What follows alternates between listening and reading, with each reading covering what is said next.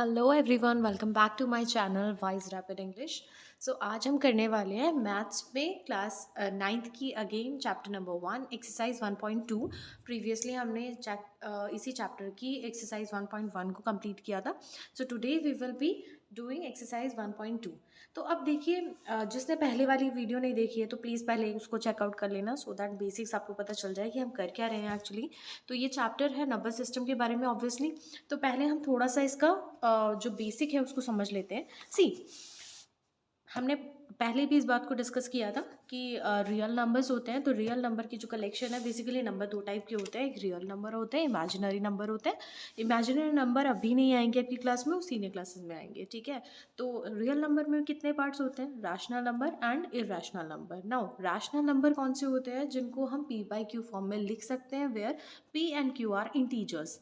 Integers मैंने आपको बताया था, पॉजिटिव और negative number including zero, right. और क्यू जिसमें जो यानी डिनोमिनेटर है वो किसके इक्वल होगा? वो जीरो के इक्वल नहीं हो सकता। So that would be your rational number. For example 2/3, 4/5, 6, -7, this kind of number. अब इसमें स्पेशली मैंने अलग से मेंशन किया इसको 1.1 को। अब अगर आप इसको देखोगे, इसको पी बाई क्यू फॉर्म में हम कैसे कन्वर्ट करेंगे? डेसिमल है, तो अगर हम डेसिमल हटाएंगे तो 100% ये कैसा बन जाएगा? 11/10। तो again it will become in the form of P by Q, right. तो इसको हम लिख सकते हैं रैशनल नंबर। इसको हम कह सकते हैं कि एक रैशनल नंबर है। वेयर इरेशनल नंबर्स कैसे होते हैं? जिनको हम पी बाई क्यू फॉर्म में नहीं लिख सकते हैं, सिंपली नहीं लिख सकते। तो वो क्या मतलब हुआ? देखो, जितने भी अंडर रूट्स होते हैं, जिनको जब आप सॉल्व करने जाओगे, ठीक है, आपने ये मेथड देखा होगा पहले भी। ये वाला मेथड आपने देखा होगा जिसके अंदर हम 2 और यहाँ पर डेसिमल लेके इनके पेयरिंग करते हैं और उसके बाद इसको सॉल्व करते रहते हैं, ठीक है। तो ऐसी कंडीशन में ये कभी भी पूरी तरह से डिवाइड नहीं हो पाते, ये पूरी तरह से हमें स्क्वायर रूट नहीं देते। क्या रहता है, ये इस टाइप के फॉर्म में आ जाते हैं जहाँ पर फॉर एग्जांपल यहाँ पर 1.4, 1, 6 वॉट एवर नंबर वो चलता ही रहेगा, डिवाइड होता ही रहेगा, ये कभी ख़त्म नहीं होते, जिसको हम बोलते हैं नॉन टर्मिनेटिंग डिजिट या डेसिमल। तो इस टाइप के जो नंबर्स होते हैं या फिर जो अंडर रूट में होते हैं, जो कि आगे फर्दर डिवाइड नहीं हो पाते कंप्लीटली और पूरी तरह से ख़त्म नहीं होते हैं, टर्मिनेट नहीं हो पाते हैं, those kind of numbers are known as irrational number. In simple words, इनको हम पी बाई क्यू फॉर्म में नहीं लिख सकते। अब बेटा स्पेसिफिक बात जो है, रियल नंबर्स वो नंबर्स होते हैं जिनको हम नंबर लाइन पर मेंशन कर सकते हैं, राइट। अब नंबर लाइन पर जिसको हम ड्रॉ कर सकते हैं, बना सकते हैं, चाहे वो किसी भी तरीके से हो, तो वो हमारा रियल नंबर है, ठीक है जी। अब इरेशनल नंबर में या फिर ये जो मैं आपको अंडर रूट वाली बात बता रही हूँ, इसमें एक इंपॉर्टेंट बात है। वो इंपॉर्टेंट बात क्या है? देखो, अब आप अंडर रूट 2 कर रहे हो, ठीक है, ये वाला नंबर तो हमारा इरेशनल नंबर है। लेकिन अगर मैं कहती हूँ कि अंडर रूट 4 अगर आप कर दो, तो आपको पता है कि इसके अगर हम आगे जो इसका हमारा स्क्वायर रूट बनेगा वो किस किस का बन सकता है? देखो, 2 का भी स्क्वायर होता है 4, राइट। और -2 का भी स्क्वायर क्या होता है? 4। तो अगर आप इसका स्क्वायर रूट देखोगे तो इसके दो स्क्वायर रूट बन सकते हैं, एक -2 और एक 2, ठीक है। तो हम जनरली कौन सा वाला ले लेते हैं? हम पॉजिटिव वाला लेते हैं। जब अपने क्वेश्चंस वगैरह करते हैं हम, तो उसके अंदर हम जनरली पॉजिटिव वाला ले लेते हैं। तो इसलिए आपको ध्यान रखना है कि इसमें नेगेटिव भी होता है। नेगेटिव का भी स्क्वायर रूट क्या बनेगा? सॉरी, स्क्वायर जो बनेगा वो 4 बनेगा, ठीक है। तो पॉजिटिव, किसी भी एक पॉजिटिव नेचुरल नंबर का अगर आप स्क्वायर रूट कर रहे हो, तो स्क्वायर रूट वो पॉजिटिव भी हो सकता है और नेगेटिव भी हो सकता है, दोनों ही होते हैं, क्लियर। तो ये चीज़ आपको मेनली ध्यान रखनी है और इसी के ऊपर बेस्ड अब हम जो हमारा एक्सरसाइज 1.1 है उसको करने वाले हैं। So let us begin.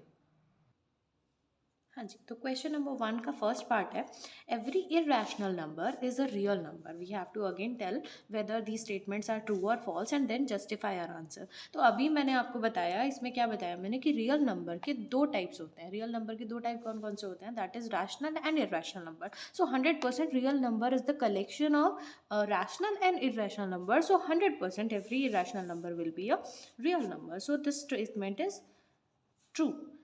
True आप लिखेंगे and then justify your answer, because real number is the collection of rational and irrational number। तो इस टाइप से आपको अपने आंसर को जस्टिफाई करना है, ठीक है। चलिए, moving on to second part. Now the question is every point on the number line is of the form under root m, where m is a natural number. अच्छा, अब देखिए नेचुरल नंबर की बात हो रही है. नेचुरल नंबर में basically क्या होता है, अगर हम नेचुरल नंबर की बात करें तो नेचुरल नंबर में सारे पॉजिटिव नंबर्स होते हैं. ठीक है, 1 से लेकर के अप टू इन्फिनिटी सारे पॉजिटिव नंबर्स. लेकिन अभी रिसेंटली मैंने आपको बताया था कि अंडर रूट जब भी हमारा किसी भी पॉजिटिव नंबर में लगा होता है और हम उसका स्क्वायर रूट करते हैं ना, तो स्क्वायर रूट में क्या होता है कि हमें उसके दोनों ही टाइप के पॉजिटिव भी और नेगेटिव भी हमारे पास उसके स्क्वायर रूट मिल जाते हैं. जब भी हम किसी नंबर का, नेचुरल नंबर का या नेचुरल नंबर XYZ कोई भी नंबर है, ठीक है, तो उसका जब हम अंडर रूट करते हैं तो उसके दो हमारे पास स्क्वायर रूट्स बनते हैं. वो एक पॉजिटिव होता है, एक नेगेटिव होता है. तो ये स्टेटमेंट तो पूरी तरह से गलत है. कैसे? कि भाई every point on the number line, कि आप नंबर लाइन ले रहे हैं और उस पर कोई भी पॉइंट है. फॉर एग्जाम्पल आपने लिया अंडर रूट 4, ठीक है जी, हमने अंडर रूट 4 लिया, तो अंडर रूट 4 के अंदर मैंने अभी आपको बताया कि 2 और -2 दोनों के दोनों उसके अंडर रूट होंगे. ठीक है, आपने अंडर रूट 4 लिया है, उसके दोनों के दोनों स्क्वायर रूट्स क्या रहेंगे, पॉजिटिव एंड नेगेटिव दोनों रहेंगे. लेकिन नेचुरल नंबर क्या होता है, नेचुरल नंबर तो पॉजिटिव होते हैं. ठीक है, so this statement will be a false statement. Why? क्योंकि under root m shall have both positive and negative square roots.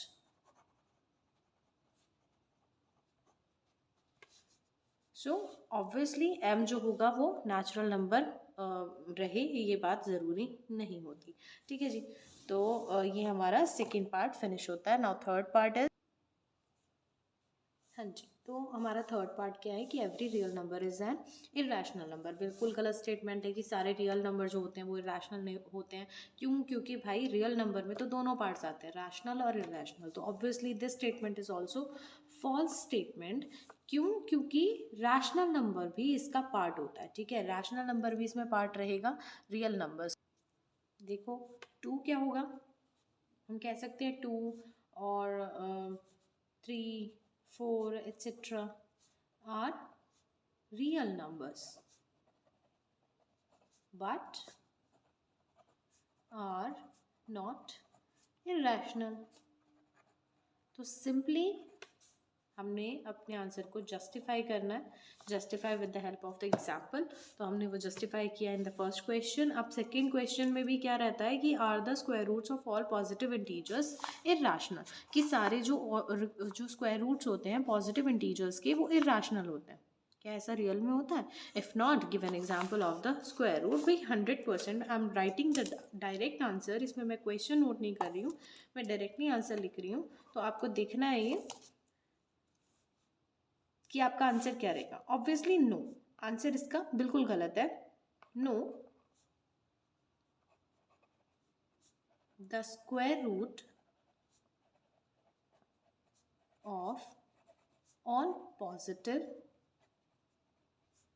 Integers are not irrational. भाई क्यों नहीं होते? फॉर एग्जाम्पल, डायरेक्टली एग्जाम्पल देते हैं. अगर हम लेते हैं क्या 4, ठीक है भाई, अंडर रूट 2 तो 100% इरेशनल है, मैंने अभी बताया. अंडर रूट 2, अंडर रूट 3, ठीक है, ये इरेशनल नंबर्स हैं क्योंकि प्राइम नंबर है ऑब्वियसली. ठीक है, प्राइम नंबर भी है, प्लस इसको अगर आप करके देखोगे तो ये इरेशनल ही जाएगा, ये कभी भी इसका फाइनल एग्जैक्ट आंसर नहीं आएगा. लेकिन अगर हम बात करते हैं अंडर रूट 4 की, तो अंडर रूट 4 किसके इक्वल होता है भाई? अगर अंडर रूट 2 इसको अंडर रूट 4 करते हैं तो इसका आंसर आता है 2 की, है ना. और 2 क्या है हमारा? अल्टीमेटली एक रैशनल नंबर है. तो ये रैशनल हुआ ही कब? अंडर रूट 4 तो इरेशनल हुआ ही नहीं. So 100% under root 4 is equal to 2 is not irrational number. तो ये इस तरीके से हमारा जो सेकेंड आंसर है वो हमने जस्टिफाई कर दिया. तो इस तरीके से आपको ये बताना है. देखो ये सारे के सारे क्वेश्चन सब के सब रियल नंबर, रैशनल नंबर और इरेशनल पे बेस्ड है. तो आपको सबसे पहले इसका डिफरेंस याद रखना है. ठीक है, सारा डिफरेंस जितना भी है वो आप मेरी वीडियोस को एक बार और अच्छे से देख लेना. अगर नहीं समझ में आया तो स्टार्टिंग से देखना, आपको बिल्कुल क्लियर हो जाएगा. देखिए अब एक बहुत ही अच्छा क्वेश्चन है, ये वाला जो क्वेश्चन है ये one of the best question है. इसके अंदर आपको काफ़ी सारी चीज़ें समझने को मिलेंगी। देखो ये इरेशनल नंबर आपके माइंड में आ रहा होगा, मैंने आपको बताया कि रियल नंबर में हम यही करते हैं कि नंबर लाइन पर इसको रिप्रेजेंट करते हैं, लेकिन हम करते कैसे हैं, ठीक है। अब ये जो देखो रैशनल नंबर को तो आप इजीली बता सकते हो कि हाँ नंबर लाइन आपने ड्रॉ की और उसके बाद उस नंबर को आपने रिप्रेजेंट कर दिया, वेदर इट इज़ पॉजिटिव और नेगेटिव। लेकिन जब इरेशनल नंबर आता है इस टाइप का, जैसे √5 है, इसको हम किस तरीके से नंबर लाइन के ऊपर ड्रॉ करते हैं, ठीक है। अब मैं आपको बताती हूँ। पहली चीज़ तो ये है, देखो बेसिक सा एक जो समझने की बात है वो मैं आपको यहाँ पर बता रही हूँ। देखो अगर मैं कहूँ कि हमारा जो ये √5 होगा वो बना कैसे है, √5 किस टाइप से बना होगा, पहले मुझे बताओ √2 किस टाइप से बना होगा। देखो √2 को अगर मैं देखूँ तो आप इसको कह सकते हो 1+1, है ना। और 1+1 को हम ये कह सकते हैं ये 1 का स्क्वायर है और ये भी 1 का स्क्वायर है, येस और नो। अब अगर मैं इसको इस तरीके से डिवाइड कर सकती हूँ तो आप मुझे मेरी बात को ध्यान से समझना। हमने पाइथागोरस थ्योरम पढ़ी है। पाइथागोरस थ्योरम क्या कहती है, जिसके अंदर देखो ये हाइपोटेन्यूस होता है हमारा, हम एक राइट एंगल ट्रायंगल लेते हैं। राइट एंगल ट्रायंगल में जो उसके ऑपोजिट जो राइट एंगल है उसकी जो सामने वाली साइड होती है उसको हम हाइपोटेन्यूस बोलते हैं, और इसका जो नीचे की साइड होती है इसको हम बेस बोलते हैं, और इसको हम परपेंडिकुलर बोलते हैं, राइट। तो ये जो राइट एंगल होती है इसमें अगर हम देखो, आप यहाँ पर इसमें सिमिलैरिटी देखना। √2 कैसे आया, √2 आया अगर मान लो हम एक ट्राइंगल ले लेते, उस ट्राइंगल में अगर हम, या फिर आप एक स्क्वायर ले लेते फॉर एग्जांपल, ठीक है। अगर आपने एक स्क्वायर लिया होता क्या क्या 1 यूनिट का, मतलब जिसकी एक एक साइड, सारी की सारी जितनी साइड्स हैं वो किसके इक्वल है, 1 यूनिट के इक्वल हैं, ये 1 यूनिट के इक्वल है, और उसके डायगोनल को आपने इस तरीके से मैच कर दिया, ठीक है। तो आप क्या करोगे, यहाँ आपको क्या मिलेगा, एक 90 डिग्री का एंगल मिलेगा। तो इस राइट एंगल ट्राइंगल में आप क्या कर सकते हैं कि दोनों ये जो परपेंडिकुलर और बेस है इसके स्क्वायर को प्लस करेंगे, तो ये पाइथागोरस थ्योरम के थ्रू हम हाइपोटेन्यूज कैलकुलेट करेंगे। तो अब मुझे आप बताइए कि अगर मान लो ये जो पॉइंट है, ये जो लेंथ है, ये लेंथ आपकी √2 आएगी, मानते हो। अगर ये √2 आएगी तो इसी की लेंथ से अगर हम एक सर्कल यहाँ पर रेडी कर दें तो हमारे पास ये लेंथ मिल जाएगी हमें √2 वाली। इसी को हमें ट्रांसफ़र कर देना है किसके ऊपर, नंबर लाइन के ऊपर। चलिए देखते हैं नंबर लाइन पे किस तरीके से करना है हमें इसे। हाँ जी, तो देखिए हमने नंबर लाइन ड्रॉ की है। इस नंबर लाइन पे हमारा ओरिजिन यही रहा 0, ठीक है। 0 पॉइंट है, फिर 0 से लेकर के यहाँ तक की पॉजिटिव काउंटिंग होगी राइट साइड पे, और लेफ्ट साइड पे हमारी नेगेटिव काउंटिंग होगी। तो ये आपको ध्यान से बनानी है। उसके बाद देखिए हमने जो पॉइंट है वो कंसीडर किया 1 यूनिट का, यानी 1 सेंटीमीटर का फॉर एग्जाम्पल। तो देखो मैंने 1 सेंटीमीटर का ही इसको रखा है। देखो 0 शायद आपको विजिबल हो या नहीं हो आई थिंक, बट ये एक 1 सेंटीमीटर का, ठीक है, यहाँ जो हमने डिस्टेंस लिया। अब इसी तरीके से इस 1 पॉइंट से, ठीक है, इस 1 से लेकर के मैं यहाँ ले रही हूँ क्या, 1 ही सेंटीमीटर का एक और पॉइंट ले लेते हैं हम यहाँ से। देखिए ये 1 सेंटीमीटर का, ठीक है। अब अगर आप देखोगे तो मैंने एक 90 डिग्री का इस पर इस तरीके से एक एंगल ड्रॉ कर दिया, ठीक है। तो ये 90 डिग्री का एंगल ड्रॉ हो गया। अब आपको जी क्या करना है इस पर, देखिए अगर आप इस पर क्या करेंगे, इस तरीके से इसको मिलाएंगे, ठीक है जी, इस तरीके से आप इसको मिला देंगे। तो ये जो आपका डिस्टेंस बन गया है, ये देखो ये 1 है, 1 यूनिट है, ये भी 1 यूनिट है, तो ये कितना हो जाएगा, ये √2 हो जाएगा, ठीक है। ये √2 अगर हो गया तो यहाँ से अगर आप इसको एक सर्कल, आपको कंपास लेनी है, उस कंपास से आप क्या करेंगे, इस तरीके से इतना डिस्टेंस को खोलेंगे, इतना आपके कंपास को खोलना है, ठीक है। आप ओपन करेंगे और यहाँ से जब एक सर्कल ड्रॉ करेंगे इस तरीके से, ठीक है, ये इस तरीके से, तो आपका ये एक आर्क आएगी, ठीक है। इस आर्क को ही यहाँ पर ये जो डिस्टेंस होगा वो पूरा का पूरा कितना होगा, नंबर लाइन पे रिप्रेजेंट हो चुका है आपका √2। अब बेटा जी √2 तो आपका रिप्रेजेंट हो गया, लेकिन हमें करना क्या है, हमें तो मेनली चाहिए √5। अब आप क्या करिए, देखिए ये वाली जो चीज़ है हमारी, अगर आप देखोगे √2, इस √2 को ही अगर मैं क्या करती हूँ, इसका स्क्वायर करती हूँ, ठीक है, प्लस 1 सेंटीमीटर का स्क्वायर करती हूँ, और अगेन इसको जब हम लेते हैं तो देखो ये कितना बनेगा, √2, स्क्वायर रूट ऑफ 2, इसका जब हम स्क्वायर करेंगे तो ये कैंसिल हो जाएगा स्क्वायर रूट से स्क्वायर, और यहाँ क्या बचेगा 2, और यहाँ रहेगा 1, तो ये हो जाएगा हमारा 3, √3। आप बात समझ रहे हैं। अगर हम ये एक साइड ले लें, √2 की एक साइड को ले लें, और इसी के साथ में अगर हम 90 डिग्री, बीच में यहाँ हमें 90 डिग्री भी बनाना है, तो अगर मैं 90 डिग्री का लेते हैं हम लोग, ठीक है, इस तरीके से ध्यान से समझना है आपको, ठीक है। ये 90 डिग्री हमने यहाँ 1 यूनिट और ले लिया, ठीक है जी। अब जो यहाँ से डिस्टेंस बनेगा, अब ये जो डिस्टेंस बनेगा ये डायगोनल, ये वाला, ये कितना आ जाएगा, देखो मैंने ये किया ना, हमने क्या किया, एक साइड √2 की ली, एक साइड 1 सेंटीमीटर की ली, ठीक है, अगेन 1 यूनिट की ली। जैसे ही हमने 1 यूनिट किया, 1 सेंटीमीटर की ली, तो इससे क्या हो गया, √3 हमारा डायगोनल आ गया ये वाला, ठीक है। अब बात समझ रहे हैं। अब अगर हम यहाँ से क्या करेंगे, एक कंपास से इस तरीके से इसको यहाँ ऐसे जब इसको मैच करेंगे इस तरीके से, तो एक पॉइंट आपका यहाँ पर अगेन आ चुका है, क्या चीज़, वो है √3 का। आप बात समझ पा रहे हैं इस चीज़ की। अब अगर आप क्या करेंगे, यहाँ देखिए, ध्यान से देखना आप इस चीज़ को, कि अगर √3 को अगर आप फिर से इसी साइड को आप लेते हैं, क्या, अब थर्ड साइड अगर हमें निकालना है, √5 निकालना है, ठीक है, मैं यहाँ नहीं, नेक्स्ट इधर ले लेते हैं हम, ठीक है। अगर हमें √5 को कैलकुलेट करना है, या पहले हम 4 करेंगे, तो अगर हमें √4 कैलकुलेट करना है तो हम क्या करेंगे, सिंपली √3 का स्क्वायर करके +1 स्क्वायर करेंगे, भाई परपेंडिकुलर और बेस दोनों को, ठीक है। अगर मैं इस बार इसको √3 वाली को बेस ले रही हूँ, और इसके ऊपर ही मैं साथ में बना देती हूँ क्या, 90 डिग्री के एंगल पर इस तरीके से कुछ मैं 1 सेंटीमीटर का ये मैंने बना दिया है इसके ऊपर, ठीक है जी।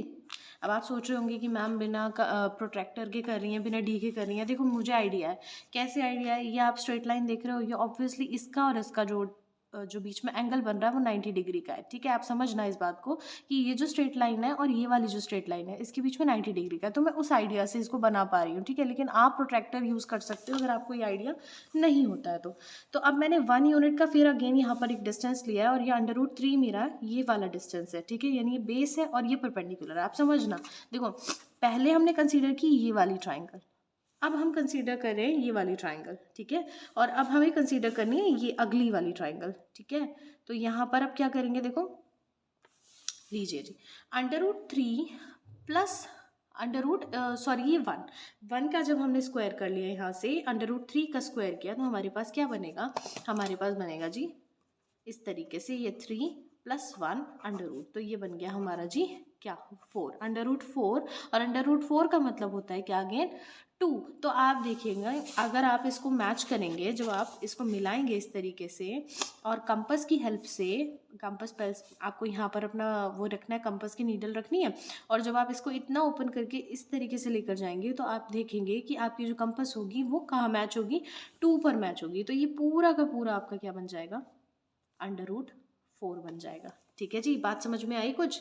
तो अगर हमने √4 बना लिया है, अब क्यों ना हम इस √4 को, यानी ये वाली जो लाइन हमारी आई है √4 वाली, ये वाली, क्यों ना अब हम इसको क्रिएट करें किसके साथ में, देखो अब हमें √5 चाहिए ना, तो हम √5 के लिए क्या करेंगे, हम √5 के लिए करेंगे सिंपली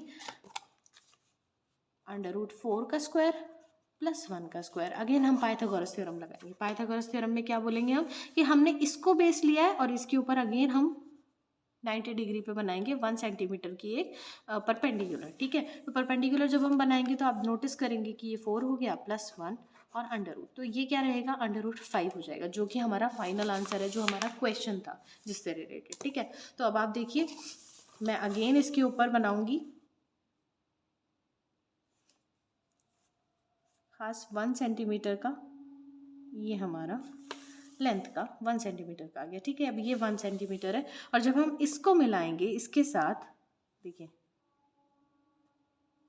ये, अब जब हम इसको मिलाएंगे और हमने क्या करना है, अगेन कंपास उठानी है, और अगेन कंपास उठाने के बाद हम जब इसको इस तरीके से कंपास के साथ में ऐसे, तो ये 2 से कुछ आगे जाएगा, जो कि हमारी फुल लेंथ आएगी, यानी ये जो फुल लेंथ होगी √4 के बाद में, ये वाली लेंथ यहाँ तक की, ये होती है हमारी √5। तो इस तरीके से आप √2 को, √3 को, √5 को, √7, √13 जैसा भी क्वेश्चन आ जाए, आप इसके थ्रू इजीली बता सकते हैं, ठीक है। तो आपको शुरुआत कैसे करनी है, आपको शुरुआत इसी तरीके से करनी है। आपको पहले बताना पड़ेगा कि let us take a square of 1 centimetre of side, ठीक है। 1 सेंटीमीटर ऑफ साइड आप लेंगे एक स्क्वायर, और उसके अंदर ही आप क्या कर देंगे, डायगोनल जब आप उसका निकालेंगे तो डायगोनल आपको मिलेगा क्या, √2।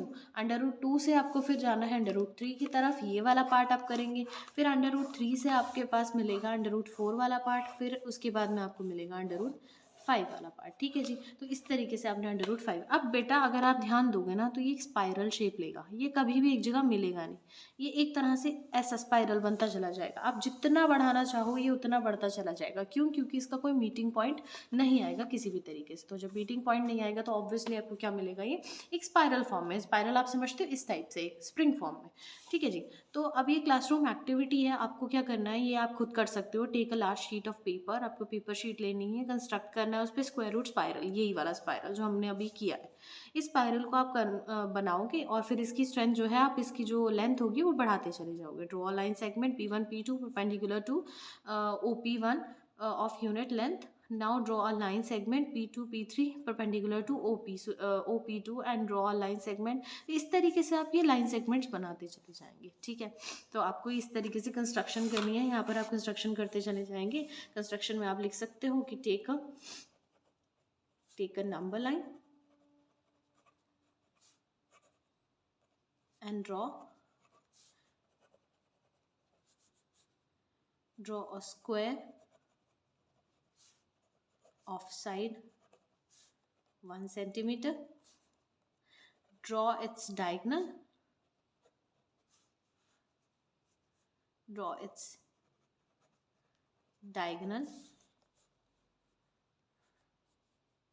सच दैट अगर आप लेना चाहते हैं, जैसे आपने एक स्क्वायर जो लिया है, फॉर एग्जांपल मान लो आपने लिया है ABCD, तो ABCD में जो आपका ये इस तरीके से बैठेगा, जो AC हो जाएगा आपका √2। वो कैसे हो जाएगा, वो आपको ये स्टेप लिखना पड़ेगा, ठीक है। हाउ, तो आप इसको दिखा सकते हो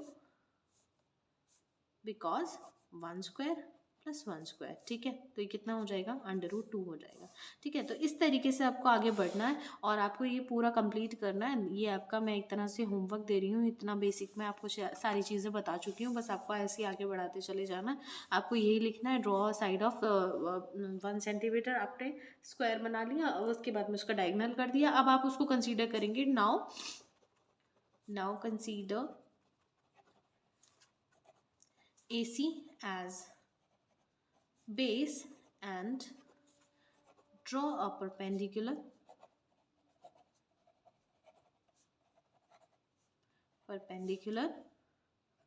on AC of length 1 centimetre है जी। 1 सेंटीमीटर की आपने ली, तो अब आपके पास 1 सेंटीमीटर के ऊपर जो आपका यानी ये AC जो है, AC के बाद में आपका जो इसके ऊपर बनेगी लेंथ, तो हम इसको CE मान लो, CE मान लेते हैं, ठीक है। परपेंडिकुलर CE कर देते हैं इसके ऊपर। जब CE करेंगे तो CE से क्या हो जाएगा, AE, ठीक है। तो AE कितना हो जाएगा, AE हो जाएगा again √3 square + 1 square.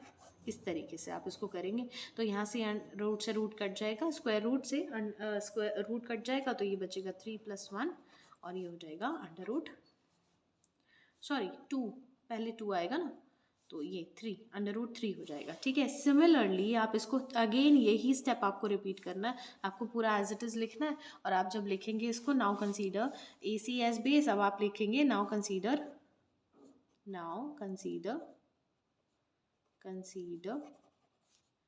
AE as base and draw